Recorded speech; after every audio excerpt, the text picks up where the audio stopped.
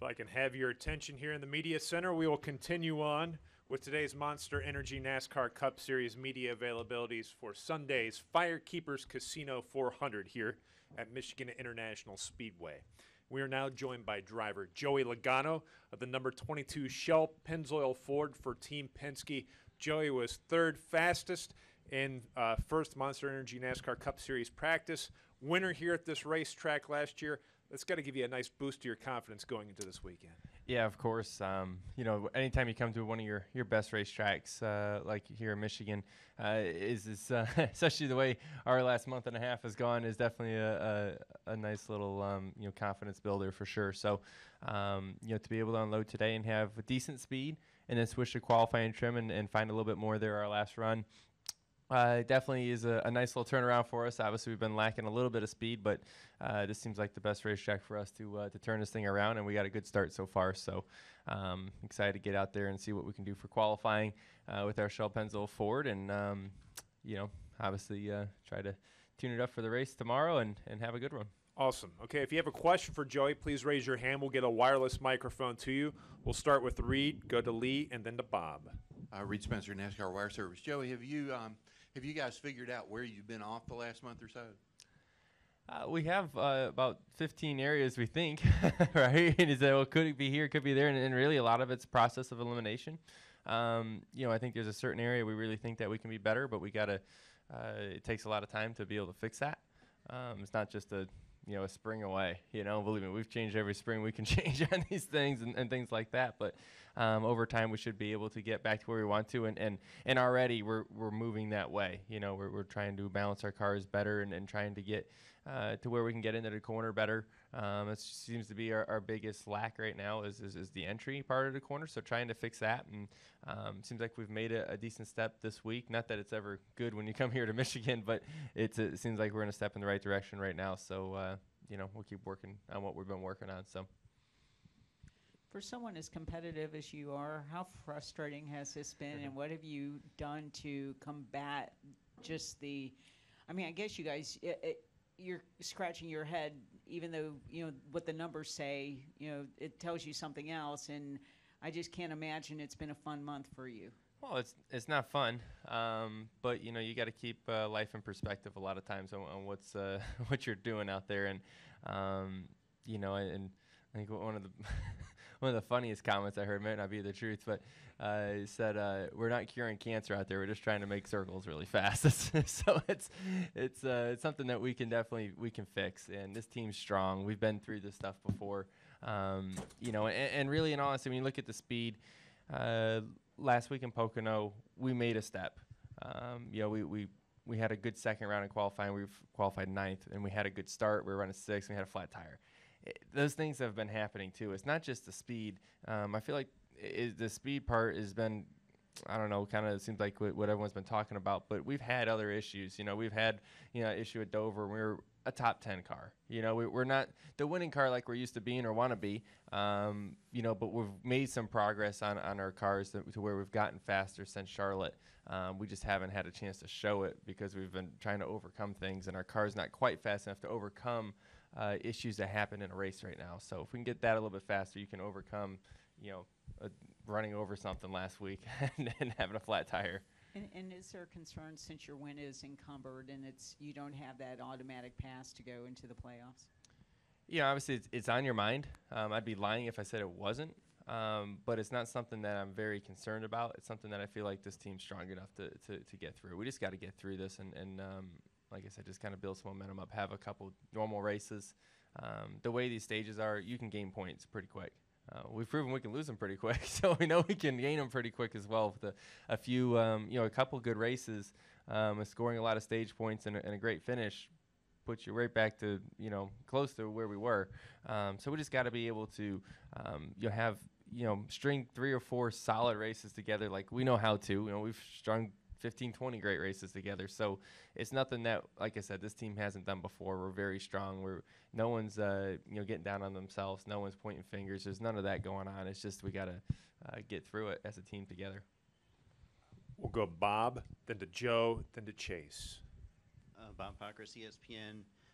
Saw some brake issues last week. You obviously had yours at Kansas. Is there a concern at all among you guys as drivers that something needs to be done or mandated so that you're not putting yourselves in that position? And I guess on a follow-up, do you know, are you guys running heavier brake packages, and could that be an issue as far as trying to find speed? Well, it's a great question. You know, there's no secret when you take a spoiler off the back of the car and you're going to be going faster into the corner, and you got to slow down more because you don't have the downforce. So how do you slow down? Brakes. And a lot of times in practice, the drivers don't use much brake, and you have clean air on the car as well to help cool them. When you get in race scenarios, especially places like Pocono, where it's a fairly hard braking and you're drafting behind someone, you're going even faster, and you got to slow down even more because you're in dirty air. The driver just uses a lot more brake, and you know, over the years, I think every team tries to lighten up their brake package as much as they can, and you know, we're dropping off on spoiler and dropping off on drag and all that, and we're finding the edge. Every team is, you know, and it's not something that I think that needs to be mandated. I think it's something that everyone just needs to learn and find that new limit, because we've crossed it a couple of times now that we've kind of get in these situations where these cars are challenging to handle in traffic right now. Well, anytime you put a bigger brake package on, you're giving up performance of your car. But you have to have something that you can race with at the end too. So, yeah, how do you say performance, right? That's this. Do you want to go fast for 10 laps of the race, or you want to go fast at the 400th mile? I want to go fast at the end. So we got to make adjustments to do that, and it's something that every team's going through. It's not just us. Everyone's going to go through it. So it's not like there's an advantage to one or the other. Everyone's got to figure out what's right. Okay, we'll go Joe, then to Chase, Claire, then Reed. Hi, Joey. Over here. You are. Joe from WTVG. Youth movement. It's been a big year for the young guys, and it wasn't long ago you were one of those guys. But jeez, thanks. You're pretty old, don't right? you think? Golly. I realize I was the like old you're guy like now. Real established guy. Oh. What? Oh man! All right, go ahead.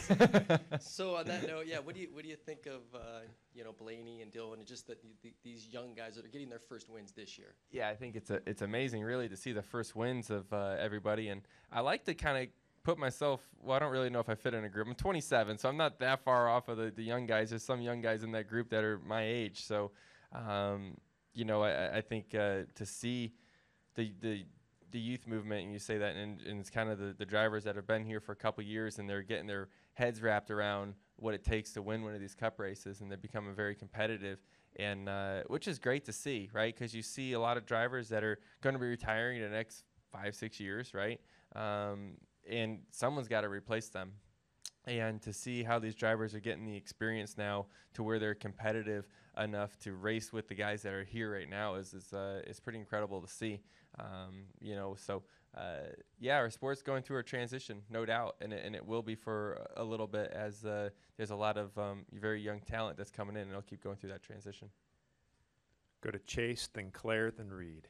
Chase Wellman, FoxSports.com. Joey, like you said it yourself, you've started a race as well, but the finishes haven't been there. How hard has it been to maintain your patience, and is there somebody that you lean on or look to kind of to make sure you keep a level head during the struggles? Yeah, I mean, the thing is I look at it and say, listen, this team has been racing for a championship the last 3 years and have come very, very close 3 years in a row. Nothing's changed. It's just the same group. It's the same people. We didn't forget how to do things. We're just going through a little rough period that we got to go back and relearn some things. Things that worked for us in the past doesn't work with this package, and we're having to change the things that have made us very successful and find something new that make us to make us successful. And we all understand that, and we all understand if we work together, we'll get through it. So I think with that in your mind, this whole team sticks together and keeps fighting to persevere, and I know we will. Personally, who I deal with, I lean on my wife, like probably everyone else does. When you get home after work, you think, man, this happened, and you have a download, right? and you look for a little support from that direction, and she helps me a lot, my friends, and like I said, you keep life into perspective sometimes too, and remember what's the most important things in life. And, and obviously, these are always tests of faith and tests of who you are and your character. And it's also a time that you're going to learn a lot and you're going to grow the most when you're in a little slump like this, and it's going to make you better as a person. Claire, then Reed. Claire B. Lang, Sirius XM NASCAR Radio. For the record, you're only 27, and they were asking about age, but 27 in my mind seems very young. You don't feel, at 27 old or mature? No, I think I'm still in great shape. I don't think I've lost it yet. No, I mean, I love the position I'm in, and because I have 9 years of experience under my belt, that's a big deal at 27 years old. I'm the only one that's got that. It makes me unique, and I can use that as a competitive advantage. So that's kind of, I like the position I'm in at the age I'm at, and obviously I'm still in good shape. Yeah. I'm not old. No kidding. And the thing is that I think about when you're 27 and a professional athlete in NASCAR is not the age with your body, but the driven part of it. What motivates you to be so driven and keep that up 3 years in a row running for a championship? Can you even describe how driven you have to be to run at this level, this hard for what you're trying to get? Yeah, I mean, it's you have to be more driven each year because what worked last year doesn't work next year. Everyone gets better, right? And it's just how people are, right? Everyone keeps pushing the limits. You can watch it in the X Games. Whatever the crazy jump was years ago is nothing now. And that's because people keep evolving and getting smarter and working harder, and you have to keep that drive to keep becoming better. The advantages that we've had 3 years ago on certain things is the norm now. And it's just kind of crazy to see that. So you have to keep looking for other advantages and thinking outside the box and just keep looking like we've always had to. But it's always kind of disappointing when you get that advantage. You're like, this is great. And then the whole field figures something out. And you're like, I got to look for something else now. But that's just part of it. Young man, if I can turn your attention to the right, we'll go to Reed. Reed Thank Spencer, NASCAR Wire Service. Do you get a sense at all that all the tire dragging they've been doing here has widened out the track at all? And how much does the rain undo that work? A lot of times during the weekend when it rains, it doesn't really wash away as much rubber as we all think it does. I think it's something over time. If you give a track a month, then obviously it's all gone and the track becomes very green. But it definitely it washes some rubber off, but it lays it down quicker the second time for whatever reason. If all the little small holes in the racetrack get filled up quicker, I don't know if they're already a little filled up and the rain hasn't washed them all away and the rubber sticks better the second time. I don't really know exactly what it is. Kansas is a great example of that. A lot of times it's something that's really hard to get the track widened up to where they run up by the wall, and it can rain, and you can still be right up by the wall after a couple laps. So I don't really know exactly how all that works, but it's just something I've noticed. So the rain itself isn't going to affect it a whole bunch. I know track temperature affects it more than anything as far as widening it out. The hotter it is, the more cars will lay down rubber, more cars will make mistakes and get up higher on the racetrack and lay down that rubber, and eventually that groove just gets wider as that goes. So could you tell anything from practice as to whether or not? Not right now. When you're in qualifying trim, you're not moving around the racetrack. You're just looking for raw speed, and you're going to go to the lane that is the fastest and proven the fastest. Now, watching the Xfinity race here and the ARCA race also will help that as well, and seeing how much wider it's going to get. But this place usually gets to, 3 lanes. You get the bottom lane comes in a little bit, and then it'll move up another 3/4 of a lane on the top or so, typically. Any additional questions for Joey Logano? Well, Joey, good luck this weekend. Great. Thank you, guys. Appreciate it. All right, we'll continue here with today's media availabilities for the Firekeepers Casino 400 at Michigan International Speedway with Kyle Larson, driver of the number 42 Cars 3 Chevrolet. Kyle, a couple things here. You had a historic first win last year at Michigan. You're driving the Cars 3 paint scheme this weekend. It's Father's Day weekend, and you were just fastest in practice. Can you talk to us a little bit about your thoughts heading into Michigan this weekend? Yeah, I always enjoy coming to Michigan. We always seem to have a lot of speed, and obviously got that first win last year, which was huge. We've had great speed all year long, so I think showed again here in first practice. We had some good speed. Our Cars 3 Chevy was a little bit loose there in race trim, and then we switched over to qualifying trim and was still just a little bit loose. And then that final run I made. I was actually a little bit tight in 1 and 2, so it was nice that we got on the other side of it, so we know kind of how far to go back on it, and so it should be hopefully a good weekend, a good start to the weekend. So keep it going. Awesome. With that, we'll open it up for questions. If you have a question for Kyle, please raise your hand, and we will get a mic to you. We'll start in the front here with Bob. Bob Hockers, ESPN. Do you do any work on the Chevy simulator, and would you do any this week in preparation for Sonoma? No, I'll be gone all week racing sprint cars, so I won't get to do the simulator. I don't do the simulator a whole lot. I still feel like it's got a lot of developing left to do. I think I have a test in a few weeks maybe, and then I think we're going to the simulator after that to kind of get the simulator to hopefully drive similar to what it does in real life. The little bit of road course stuff I've done on there, I think the road course stuff is really close, so I do think there's a benefit when you do that. I'm just busy this week, but I'll watch a lot of film and study data to get ready for Sonoma. More questions for Kyle. Raise your hand. We'll get a mic to you. Right here. Hi, Kyle. Steven with WTVG. This year in NASCAR, a lot of young guys are winning. What do you think about that? I think it's awesome. It's a great time for all of us, young guys to start winning. With some of our veterans that have been in the sport for a while starting to retire, it's a good time for fans to start picking new drivers, and with a lot of us run up front, it's making it really exciting. It was awesome to see Ryan Blaney win last week. Austin Dillon went a few weeks ago. Stenhouse, myself winning earlier this year, but get my first one last year. Chase Elliott's been close to winning, seems like 10 races or more. Eric Jones really good. There's so many young guys that are hopefully going to be the future of the sport. So as long as we can keep continuing to run up front and we can build a bigger fan base and help the sport out, I think that'd be good. Bob, go ahead. Bob Hockers, ESPN. Were you able to make the groundbreaking yesterday for the Clawson Sweet Tower? Okay, why was that important, and what is your kind of involvement with that? It was good to be able to get some free time in my schedule to go to Knoxville yesterday with Stenhouse and Ryan Newman.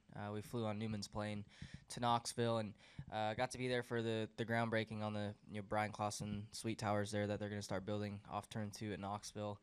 For us to be there and get to honor our friend Brian, who'd passed, it's coming up on a year actually. It just doesn't seem that long ago, but it was good.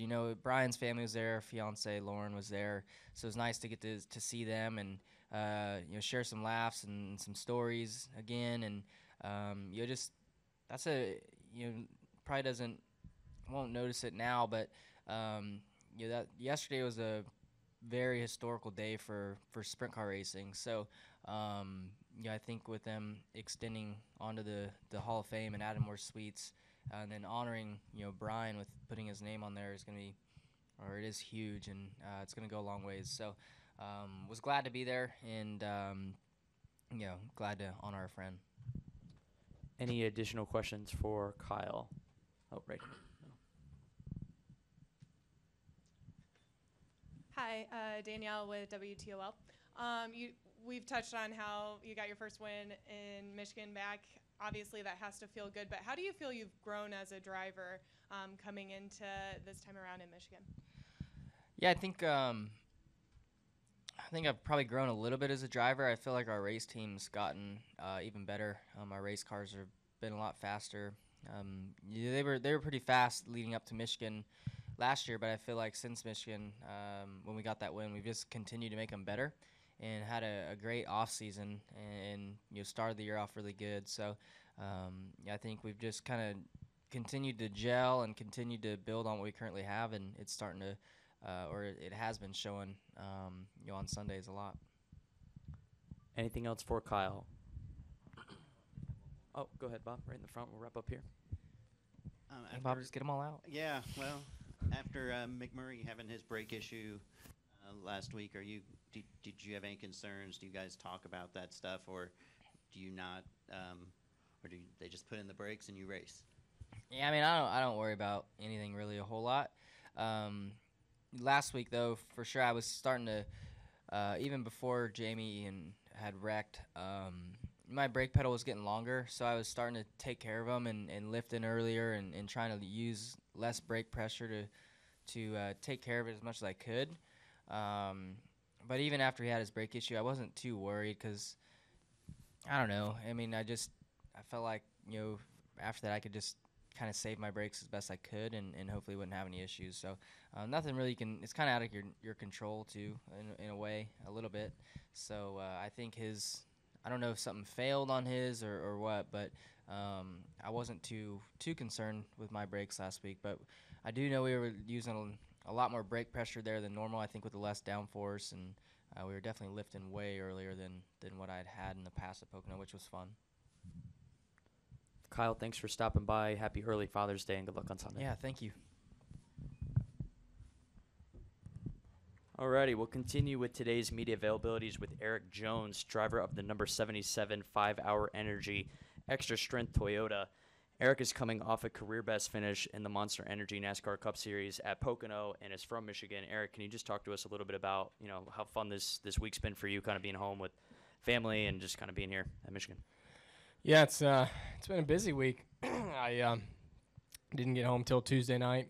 Drove back up here and then went over, tested a late model on Wednesday over in Grand Rapids, Michigan, and then yesterday kind of got to take the day off, visit a little friends and family, and then back at it again today. So it's just nice to come home, nice to sleep in the house that I grew up in and stay there. It's only about an hour away from here. And roll into the racetrack in the morning. So it's just cool to be here and, on Sunday get all the family and friends out. About burnt through every possible hot pass I can get. So just nice to have everybody here and be close to home. Good deal. With that, we'll open up for questions. We'll start over here with Joe. Work our way around.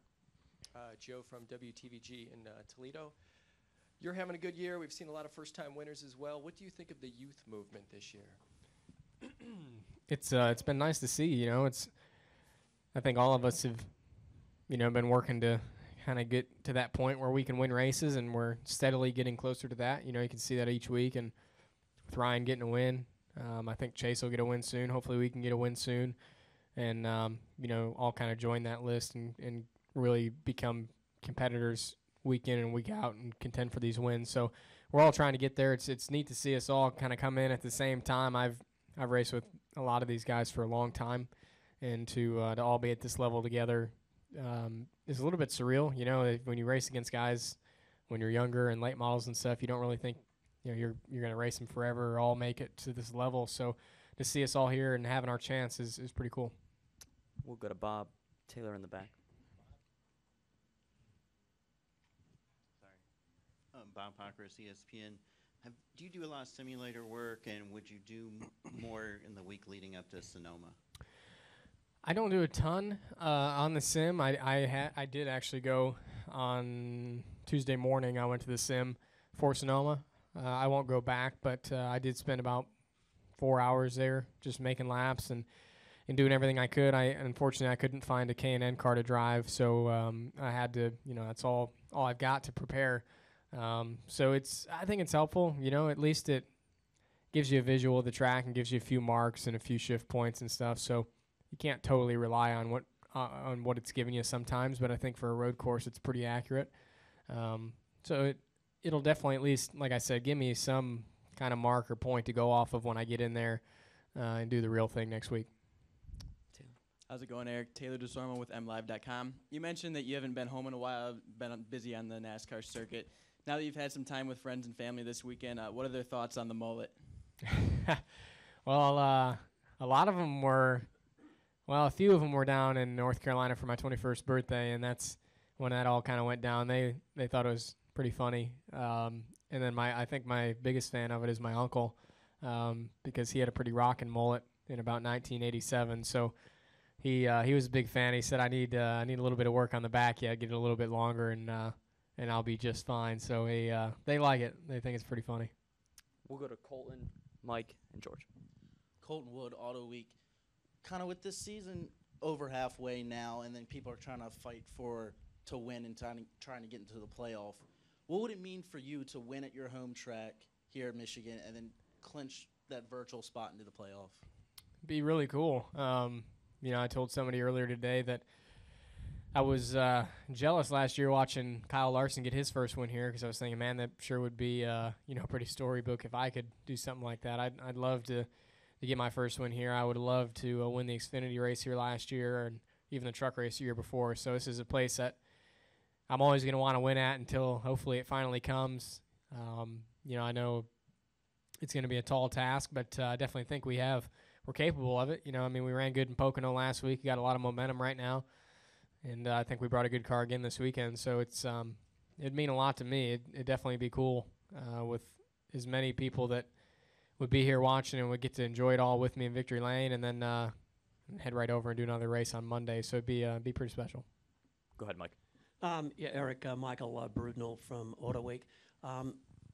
You're still a young guy, but how have you grown maturity-wise since Dave's passing 12 months ago? I mean, how has that experience, what has it meant, and how can you grow from it? Yeah, it's it's a life changer for you, either way, and I think even more so a little bit in my situation, just as much as he helped me and handled a lot of my business affairs, really. That was his goal, really, was in his retirement. He kind of wanted to be a business manager for me. He wanted to do that, and he really enjoyed it. And, so I had always let him handle it and never really took part in it. And then when that suddenly goes away and you have to inherit all those responsibilities and those tasks, it's pretty big bearing. And it took a long time to really get everything lined up and where, I felt like I had it all under control and felt like I had people to manage it, and I'm still not fully at that point. But definitely feel like I'm in better control than that, than I ever was, But it just changes the way you look at things a little bit. Definitely, I think made me a more rounded person at the end of it all. Definitely learned a lot about life really over the last year. So definitely just a big growing year for sure. George, go ahead. George Sipple, Detroit Free Press. What's the best advice your father gave you about racing? Wow, about racing specifically, I would say we were probably at where were we? Toledo one day. I was racing a go-kart. I was 7, 8 years old, something like that, and flipped over, got in a bad wreck. I was fine, just shook up like any kid would be, and didn't want to race. It was in practice, so I wanted to go home. And he said, "Well, that's not going to happen. We're not here to quit and go home." He said, "You gotta." Went on this whole speech about getting back up on the horse and going back out and getting back after it, not giving up, and finally gave in and went back out. We ended up winning that day, and that's it's stuck with me even to this day. There's times where you want to give up, quit, whether it's in the race or you have a bad day, practice, qualifying, and you're ready to just be done with it. I always think back to that day and that speech about getting back up on the horse and going back after it again. Go in the back. Erik, excuse me. Steve Schweitzer of the Lasco Press. When your parents lived here in the area, I'm told that they were members of the Greater Flint Pilots Association, and they joined that to learn how to fly, to follow you in your career. That association just announced a scholarship program called Michigan Takes Flight, and I'm told that your family was one of the first to sponsor that scholarship. Would you just tell us a little bit about that? Speak to that for just a minute. Yeah, it's pretty cool. My dad had always wanted to learn how to fly since as long as I can remember. Since I was a little kid, he would talk about it, and finally got the opportunity where he didn't have to go to the racetrack every weekend with me and had the chance and the time to go and do it. And my mom had said that she wasn't going to fly with him unless she knew how to fly the plane too. So she went and joined, and they both signed up, and basically you have to buy in to the association. So after my dad passed, my mom had no interest in flying by herself, and donated that piece back to the association, and they started the scholarship in honor of my dad. So it's pretty neat. It's going to give really anybody the chance that wants to learn how to fly and doesn't necessarily have the means to do it, to go out, get the chance to do it, get their pilot's license, and be a part of the club. So it's really special. You know, I know it's something that meant a lot to him, and to at least see it be carried on and be helpful to another person, I know would definitely make him happy. Any additional questions for Erik? We'll go to Lee in the front here. LeeSpencerMotorsport.com. Brad Keselowski said that most Michigan guys are not really racers because they care so much about their cars that they can't even imagine wanting to tear them up. And given what your dad did, his love of Corvettes, you can probably appreciate that. What made you go from, you know, just being a car guy to wanting to race so badly? Yeah, so I think back to being a little kid, and I wasn't necessarily a huge race fan. I was a car guy more than anything, going to car shows and hanging out and learning everything about them. And you know, I guess I always wanted to be involved with cars somehow. I didn't necessarily know in what capacity, and I guess, you know, the race was always kind of on TV in the background on Sundays, and we were always watching, you know, in between whatever, doing yard work or anything else. And I would say, you know, as I got a little bit older, I didn't really have a hobby, so I was looking for something to do, and I got a yard cart when I was about 5 or 6, and really just enjoyed being on anything that I could drive, anything with 4 wheels, and realized I really liked doing that. And then after we found out about quarter midget racing, I think it was all just kind of natural. You know, I was just a naturally competitive person, really wanted to win at anything. I mean, even at 5, 6 years old, it didn't really matter. And when I got into racing, it was like, wow, this is the best of both worlds. You know, it's cars, it's the competition, it's the work you put into it. It was just everything that I enjoyed, even as a little kid, all rolled into one. So I think that was kind of what really did it for me. Anything else for Erik Jones? Erik, thanks for coming in. Good luck on Sunday. Thanks.